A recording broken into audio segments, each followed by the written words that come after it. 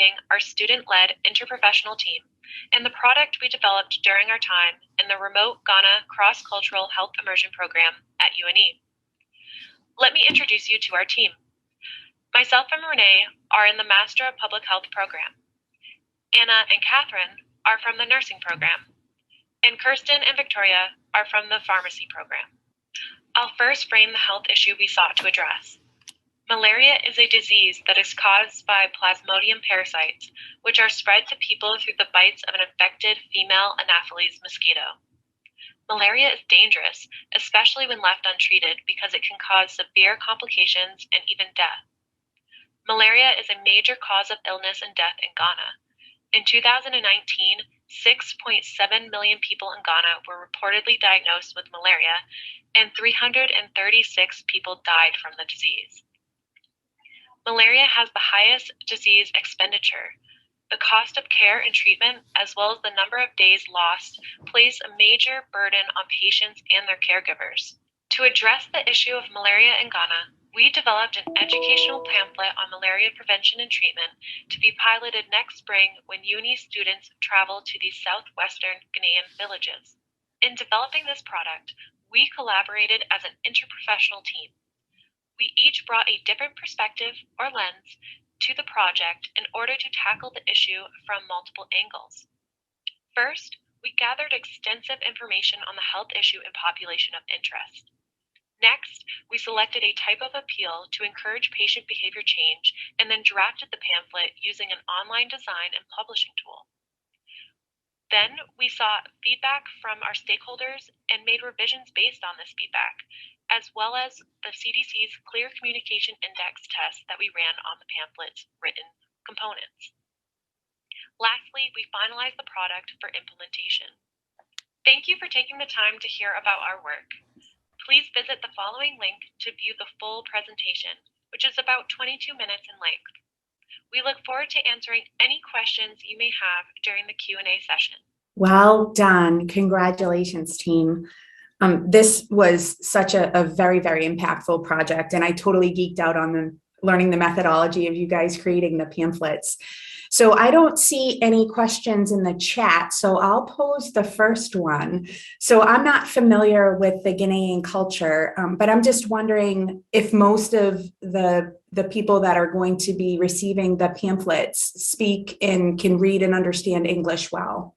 Yeah, well, from our experience in talking with the Ghanaian partners, there is I'm trying to think back to the statistics because we also partnered with another team that did medication labeled redesigns, and they did a little more in-depth into literacy levels. And I believe it is for about 40%, or no, it's 10% is considered not literate. And then, so 90% is literate. And they do speak English. However, there are different languages. It is a multi-language country. There's about 8 different ones. So we did try to develop the pamphlets in an easy, like simple sentences that can be easily translated for those who do not speak English. Excellent. If anyone wants to unmute and ask a question or type a question in the chat, oh, we do have one. How did this project improve your teamwork skills? Who wants to take that one? I think it might be a kind of subjective answer, so each of us might have a little bit of a different spin or take on it. But for me, I do a lot of independent work just in my personal and professional life. So teamwork is a little bit more new for me, this collaboration process. So really like understanding like how to even like convene a group and make sure the collaboration process in terms of communication is there. And something that we found really helpful is we did create a share folder using UNE's Google OneDrive. And so we could put all the documents in there, and then we kept in communication through email or commenting on the different documents we were working on. So there was a little bit of navigation there to figure out what methods work best for us, but we did have a conversation outright front to see like does maybe group me work for communication? So we did have those conversations, and I think just establishing that up front and having a process in place is very, very helpful. I'll pass it over. I'll popcorn it to my other team members to answer any questions. So we have about a minute. If I see Victoria and Renee are on, do you guys have anything else to add to what Marissa said? Yes. So going off what Marissa was saying, I guess I would say it really pushed me to like exercise like really good organizational skills, because like none of us have actually ever met in person, at least from my experience. So like it was just I guess it just really pushed me to like work on like my communication skills as well.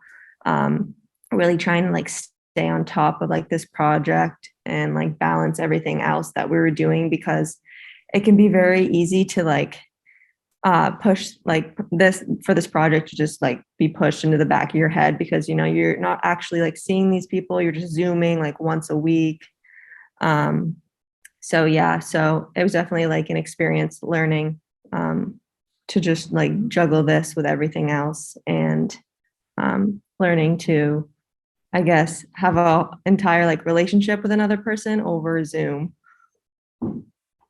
Thank you so much. Can someone from your team, would it be possible for you guys to post the YouTube link right in the chat? Perhaps the 22, that was a great 22-minute video to the full one. Thank you, Marissa. Yeah, I can do that. Megan, do we need to move on to the next slide? Okay. Thank you. Congratulations all. That was wonderful. Awesome. So it is 12:20, so we're going to start with the next presentation.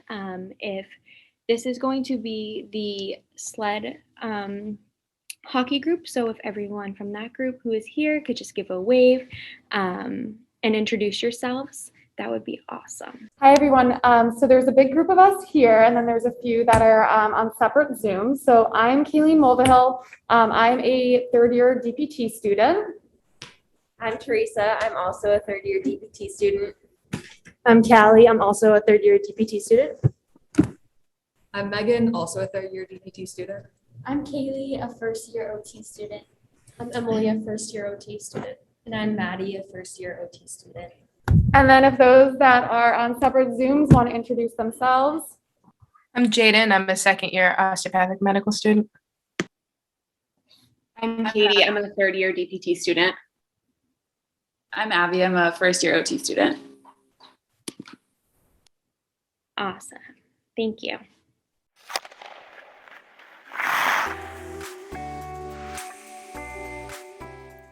Throughout the fall semester, our team worked together to host the first adaptive sled hockey event at UNE's Biddeford campus. Our team has a collective interest in adaptive athletics and outdoor recreation, and we were looking for a way to get involved with our community. With immense support from Maine Adaptive, Veterans Adaptive Sports, and the UNE community, we developed a successful event for participants from all over Maine. We had over 60 volunteers from UNE's physical therapy program, occupational therapy program, and the College of Osteopathic Medicine. Volunteers were eager to help check-in participants, fit them for equipment, and safely get everyone on and off the ice. Each discipline brought their own unique expertise, providing participants in the support of assistance they needed. The majority of participants had no experience playing hockey and ranged from the ages of 8 to 70 years old. One of our youngest participants was looking for a new sport to play after his adaptive tennis program ended. He was thrilled to have had the opportunity to try sled hockey and even said he wanted it to be his new sport. A mother who was accompanied by her daughter, who played on a youth hockey team, wanted to try adaptive sled hockey so that she could have the experience of being on the ice with her daughter. Now our interprofessional team has begun the process of developing an ongoing adaptive sled hockey program at UNE's Biddeford campus. It is our goal to facilitate recreational activities for individuals with disabilities to develop skills, enhance independence, and provide enjoyment through active recreation. Having access to and participating in recreational sports is integral to a well-rounded life for every person. We hope to create a collaborative experience for all UNE students and for individuals with disabilities within our community. Our goal for the 2022 spring semester is to collaborate with other sled hockey programs and teams in the New England area to develop relationships and to continue gaining participants for an ongoing sled hockey program at UNE. We are currently seeking guidance from the USA Sled Hockey representative Taylor Lipset who is helping to connect our group to sled hockey programs in Vermont, New Hampshire, and Maine. We would like to plan 2 more adaptive sled hockey events at the Alfond Arena. We are grateful to have the support of David Witten, Harold Alfond Forum Manager, and Judy Sullivan, Maine Adaptive Program Coordinator. As we build participant interest, our plan is to create an ongoing league starting fall 2022. During the spring semester, our plan is to apply for a USA Hockey grant to obtain 5 adult sleds for UNE. We will be doing a hockey equipment drive on campus and in the community to help collect chest pads, elbow pads, knee pads, and helmets for participants. Our next step at the end of the spring semester and during the summer semester is to develop a proposal to apply for a UNE mini grant to help assist in the purchase of youth sleds for the program. Our small team of interprofessionals from physical therapy, occupational therapy, and osteopathic medicine are eager to develop this program in an effort to bring a new, unique adaptive sport to the community. Students from UNE's health professional disciplines will have the opportunity to utilize their skills to help community members participate in an adaptive sport. This collaborative program will be an enriching learning experience for students, one that will bring the university and community together.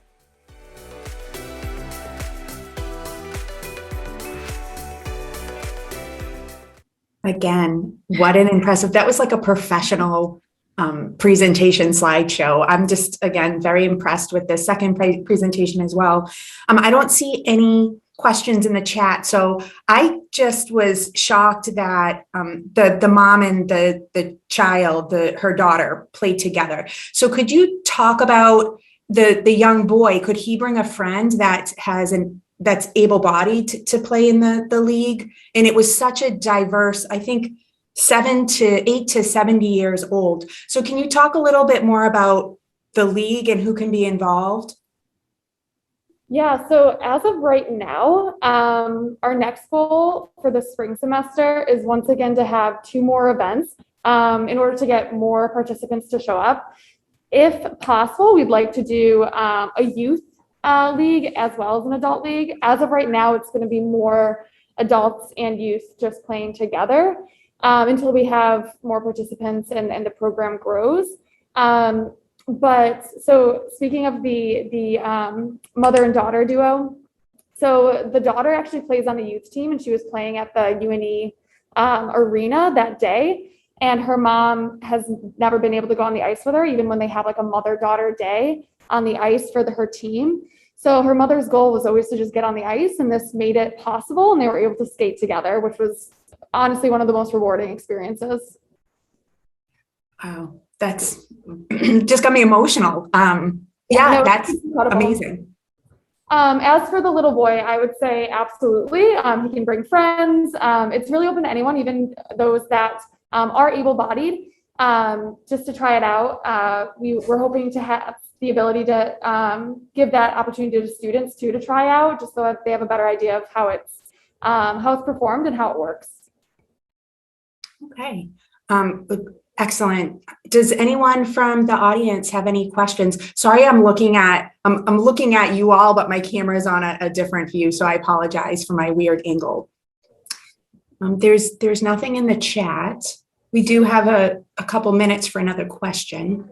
And if there's no questions, honestly, like this is a new program and we would love all of the help, all of the assistance that we can get. A lot of us are 3rd-year DPT students, so we will be heading out on our clinical next spring. We'll of course be reaching out and making sure that the program continues on, but for those who are going to be on campus, staying here longer, we'd love for your support. We'd love for your help because I think this is going to be an incredible opportunity.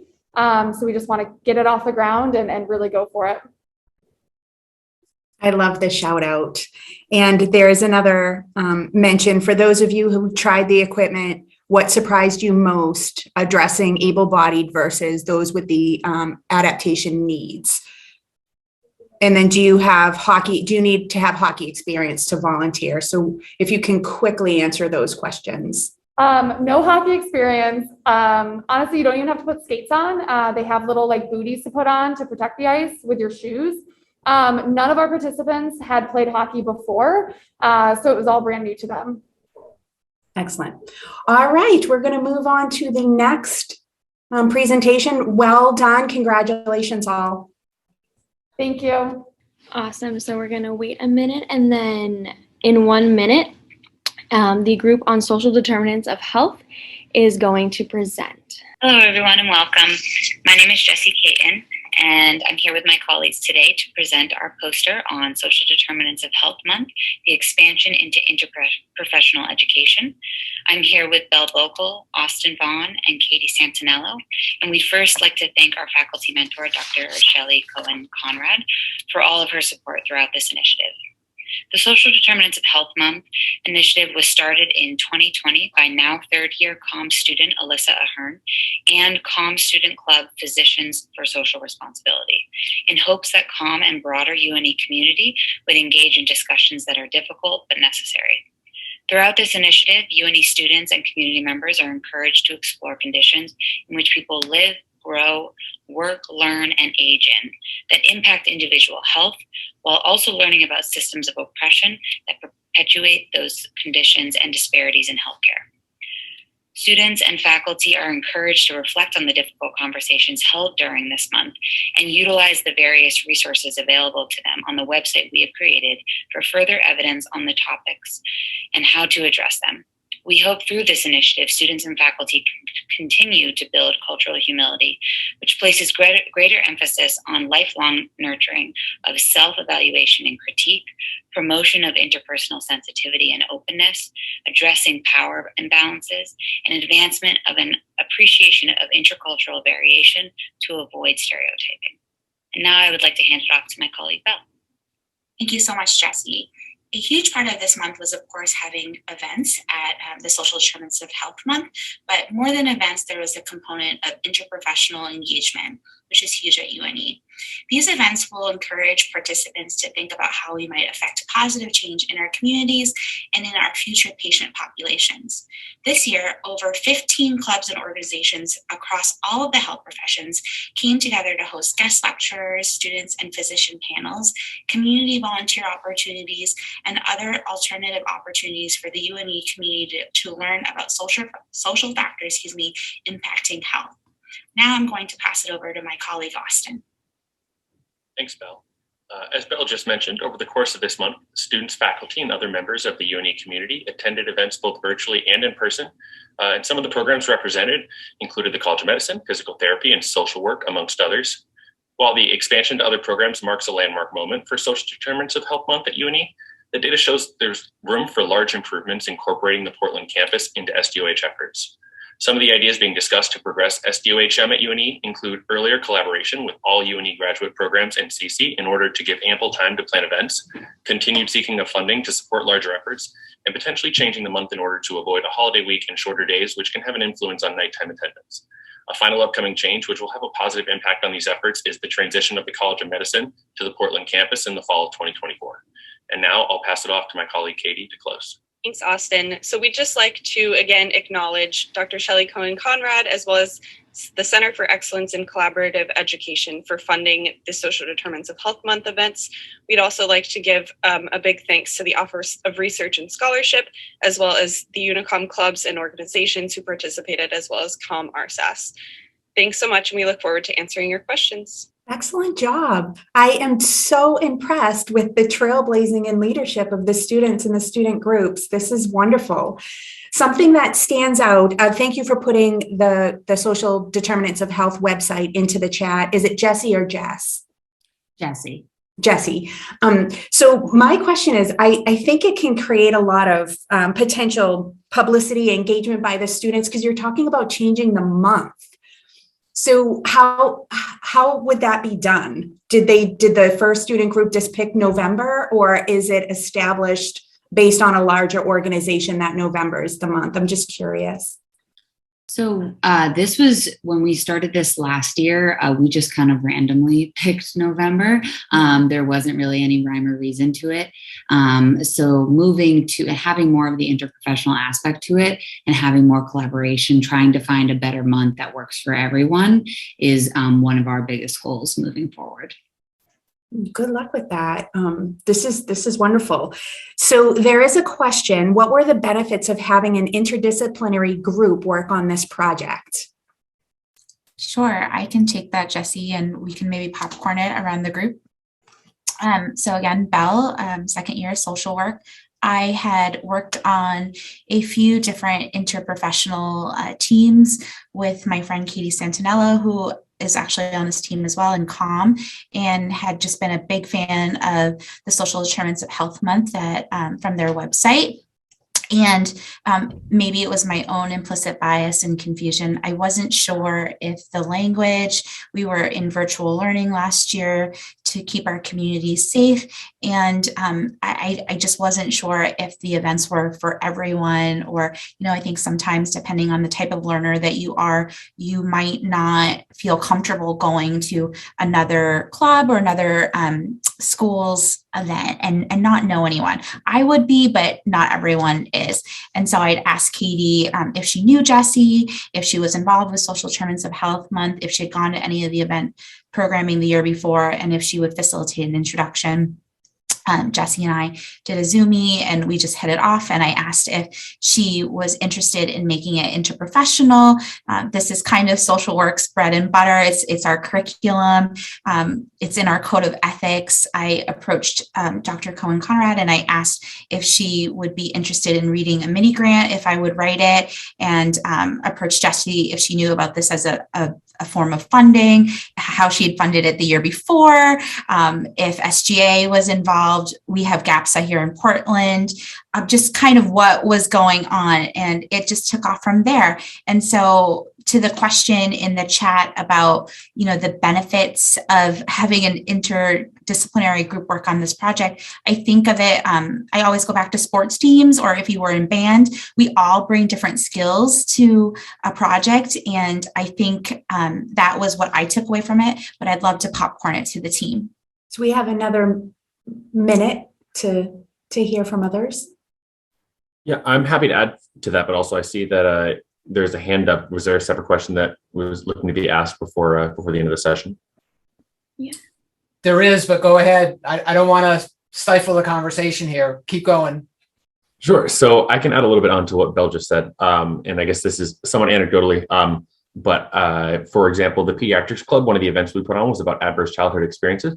And Belle, although she's not in the Pediatrics Club because she's not in the College of Medicine, was able to come down and give a beautiful presentation that was really insightful and kind of at her own point of view and experiences on those, and educate some of the people in the College of Medicine on adverse childhood experiences and the kind of health effects that it has. Again, similar kind of what Belle was just saying. I think that the more people and inputs that you have, and obviously expanding the amount of people that are contributing to this month as a whole, the more unique experiences and perspectives that you have. And I think that social determinants of health is not just pertaining to, one particular field in healthcare, but across the field. So being aware of not just, how implicit bias or, fat bias or any of the other topics that we talked about affects not only, the perspective of doctors and physicians, but also of, social workers and pharmacists and OTs and PTs, I think is really helpful in order to make sure that we're kind of keeping a much larger view about the effect of that and how we can try to continue to impact change. So. Thank you, Austin. I think we have about 40 more seconds. So Mike, if you want to propose your question, Dr. Sheldon. I can. So thanks, Erin. And so quick follow-up to what you actually just said. Your recommendations beyond the month of what we should do to basically, ensure the change that you're hoping to, for student graduates of this program in this arena. So if there's intended to be impact, I'm curious to hear what your recommendations about what we could all be doing collectively as a university to follow up on what you guys have created here. I could take a quick stab at this. I know we're quickly wrapping up, but we could obviously write a novel on how much we could all learn about the social determinants of health. But I think our main goal, and we're obviously just students, we're bringing all these speakers and activities to campus. I think that we all think that this needs to be in our curriculum regardless. It does not need to be optional. You don't need to get a pin for it. I think we need to make strides in making this information mandatory for all of our students across graduate programs. But I think we're kind of maybe a little bit biased, but that's our perspective. Brilliant job, everyone. Congratulations. That was an excellent presentation and great job fielding questions. Awesome. So we're going to move to the next one. If everyone from this group could just give a wave so we know that you're here, then I can play your video. Mistrust among patients for the healthcare system isn't a novel concept. However, it has been gaining more ground and more following since the beginning of the COVID-19 pandemic. Our simulation patient, her name was Amanda. She was a 39-year-old female, and she has had some pretty negative experiences with the healthcare system, and she definitely has a lot of mistrust among or for the healthcare system. She's somebody who values non-pharmacological therapy and wants a team who shares her values as well. She fell very sick from COVID-19 earlier this year in April 2021. She did not have her COVID-19 vaccine. She was in the hospital for 11 days and she was intubated for 6 of those days. She now struggles from long haul COVID. Her big symptoms are chronic migraines, fatigue, shortness of breath, and intermittent coughing. And she was recently diagnosed with hypertension from her COVID illness. She came to us seeking therapy for her family and support for her family. She wanted some solutions to her symptoms that she was feeling, but she really emphasized the importance of help for her family as not only her. We were able to connect her with some therapy for her family that was easy to access for her husband and her 2 children. Our PT student suggested some techniques to help with her chronic headaches and her migraines. And the PA student, which is me, Lindsay, was able to, or wanted to discuss with her the possibility for the need of pharmacological therapy for her hypertension if it did come down to that point. After monitoring for a while, that discussion was not received well. So we didn't have much solution for her hypertension. But the big takeaways we took away from this simulation experience, we learned skills on how to approach a patient who mistrusts the healthcare system, and how to kind of instill our confidence within her by getting to know her and making sure that she knows that we understand her values and we acknowledge her. We learned how to collaborate with one another to develop a care plan that shares our patient values in mind while also using the knowledge we got from our training. We also learned the importance of when to say that we may not be the best person for the job and when to connect her to somebody who may better share her values or hold her values, and give her both the support, the psychological support and the physical support for her symptoms and that she experienced from COVID. Overall, it was a great experience. I think all of us took away some pretty fantastic skills. I don't think any of us have had an experience with a patient who resists treatment this much. And it was definitely a very challenging experience. I think all of us took away quite a bit, and I'm very grateful for the experience. Thank you. Wow. That was an amazing simulation case. And I'm so glad that you guys stretched and reached and worked within outside of your comfort zones. Something that is interesting to me is that you referred to perhaps not being the best person to work with this patient and to perhaps refer her to someone else that shares her values. Can someone expand upon that's just so deep. Can you tell me a little bit more about that? I can talk a little bit about this. So Amanda was very into holistic and natural medicine. So she focused a lot on her diet and dietary supplements and things of that nature to help her, like specific herbs she tried to use to reduce her hypertension and things along those lines. So she valued natural medicine a lot, whereas a lot of people in the team's training wasn't just on like that natural holistic medicine. A lot is on medications and using pharmaceuticals. So there was a bit of a gap there in the interaction, not because we didn't respect what she wanted or her needs. it was just rather that we lacked the knowledge to give her what she needed from her healthcare providers, which is more of that naturalistic medicine outtake. Thank you so much for elaborating on that.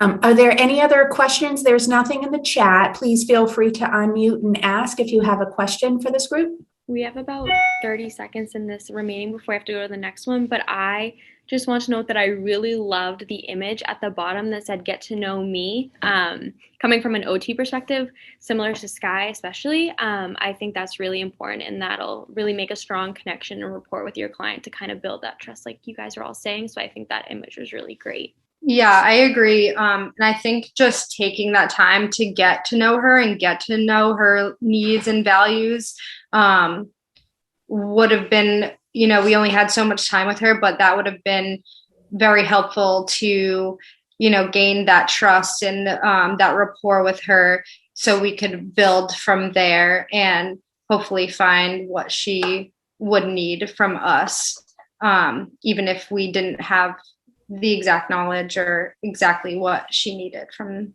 the healthcare team. Excellent job. I thank you so much for sharing that very unique patient experience and sharing your thoughts and for elaborating on things for me. So congratulations, well done. We're going to move on to the next presentation. Awesome. This is our last presentation of this session. So if everyone from this group could just give a wave so we know that you're here because people are moving around. Awesome, Hannah, I see you. So I'm going to get started. Hi, my name's Hannah Ockery, and I'm a third-year medical student at the University of New England College of Osteopathic Medicine. I'm presenting on behalf of my interprofessional team for our research project entitled Cross-Disciplinary Care After ACL Rupture with a Telehealth Perspective. Our team included myself, an allopathic medical student, a physical therapy student, occupational therapy student, and undergrad from the public health program. We were tasked with coming up with a patient care plan for our simulated client who had suffered an ACL rupture and subsequent surgical repair for her ACL tear. This patient had unique socioeconomic limitations and other restrictions regarding her mental health and her access to healthcare and transportation given her rural location. So social determinants of health definitely played a factor in our development of the care plan. I just want to share with you some of our conclusions that are applicable for anyone going into healthcare who might face a scenario where they're speaking with a patient through the computer. We concluded that patient trust is a critical aspect to gathering clinical evidence, especially when this in-person bond cannot be formed. We designated one team member to periodically check in with the patient, and we concluded that this proved very effective. We concluded that physical exams have limitations on the telehealth platform. We concluded that transitions from one team member to another on a virtual platform require practice and organization. Additionally, this team who's interacting with the patient on a virtual platform should prepare for technological issues and how they will handle them. It's almost inevitable that throughout the course of speaking with a patient or throughout the day of speaking with multiple patients, there would be technological issues. And we had prepared for how we would deal with that as a team, and it was seamless. Extra attention should be paid when screen sharing on the telehealth platform. This was unique to all of our learning experiences and some who are unfamiliar with Zoom. And in the healthcare setting, personal health information should always be protected. We also concluded that patient privacy could be difficult to manage on a telehealth platform. For example, our client, our simulated patient's boyfriend walked behind her while we were doing a physical exam. She was okay with this, but if this was a real scenario in someone's home, it's often difficult to make sure there's complete patient privacy. And lastly, we concluded that an interprofessional care team is necessary to create a holistic care plan. I invite you to look at all the aspects to our care plan because it's a really diverse care plan. It plays on strengths from all of our backgrounds. And I can personally say that I learned from all of my colleagues and how I will build out my care plans if I don't have these members of my team directly playing a part in the patient care. I hope you're able to learn from all of our experiences too. Thank you. Excellent job, Hannah. I love that you're wrapping up this session. I'm biased, obviously. Sue, you talked about how you benefited from the interdisciplinary team. Can you talk about how you think your patient might have benefited from the interdisciplinary lens for care? Yeah, absolutely. I know for a fact there were resources that I was not aware of and aren't part of my medical education that I learned from the social work student. And I think those resources that impacted her transportation, we talked about switching her insurance and getting her on main care. And there were other nonprofits that were going to be able to set her up with food or help with some of her food from the food disparity she suffered with. And all of those things ranked higher to her as a patient, whereas the things that ranked high to me coming from the medical perspective for treating was how's her ACL tear doing? And for her, she wanted to get back to sports, but she was also worried about how am I, going to eat healthy? The doctors and the rest of everyone on our staff are saying, I need to eat healthy to heal. How am I going to get to any of these other appointments? I don't have transportation. And so my concerns that I went into this from my training background, didn't rank as high on her priority list. And so if it were not for this interprofessional team, I would have met some of her lower needs, to be honest. And a couple other things I learned that from PT and OT, there were awesome exercises for her to do. They worked with her age group. Like, what do you do? She said, oh, I watch Netflix. They said, great. Do this exercise in front of the TV or do this during commercials, aspects of healing that I would not have thought of. So for the patient, it benefited her tenfold to have such a diverse care team. Thank you. Does anybody want to put a question in the chat or just unmute and ask a question? I have a question. Hi, everybody. Strong work. This is so exciting. I'm curious from each of your perspectives, how do you think that this project enhanced your competency in working as an interprofessional team? I'm happy to talk since I was just chatting, and I also am excited to talk about this because I'm interested in a field of medicine now, in rehab medicine, that I was not really aware of until working with some of my colleagues. And it's also not really highlighted in your third year of medical school. It's not a core quality or core rotation that you go through. So I had to seek this out, but I actually would not have been made aware of this field that I want to do for my career if it weren't for my interprofessional colleagues. And it's a field in medicine that is so interprofessional. You're working with speech therapy, PT, OT, social workers, and I feel like I was sort of led to this through working with the Center for Excellence and my interprofessional colleagues. We have an interesting question in the chat too. So thank you for the question, Jennifer, and for the answer, Hannah. How does cross-disciplinary approach differ from interprofessional collaboration? Is there any? So that's an interesting question, Renee. The title was actually chosen by Ian, and I don't know the answer to that question, if they can be used interchangeably or if there is a difference. Does anyone have an answer for Renee about cross-disciplinary versus interprofessional? Okay, I can try to get you that answer, Renee. Okay. I have one small thought. This may or may not be germane, but in my mind, interdisciplinary focuses more on the content of the care.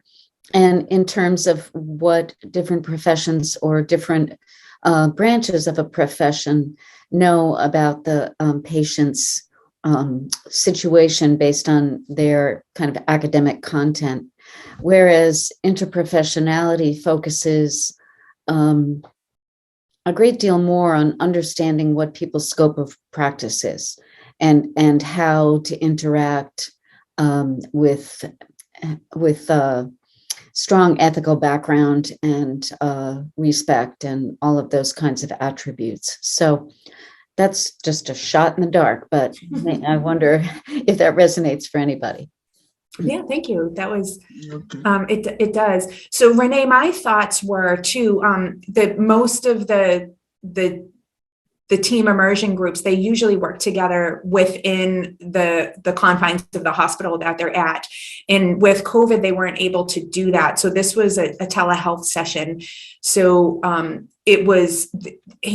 did a great job of explaining, but they were these kind of handoffs. So one person would do one thing and hand it off to another. So it was very interprofessional, but it also had this cross-disciplinary approach. But I'm not quite sure why the title, why that was chosen, if that had any impact. I'm making a huge assumption here.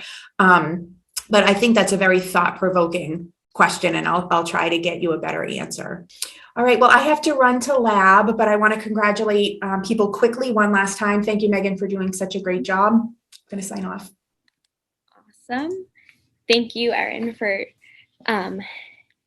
guiding the discussion. I'm going to share one last slide. I want to thank you all for coming and participating and listening. All of your presentations were really insightful and interesting and really thought-provoking. And again, thank you for coming to our poster presentation.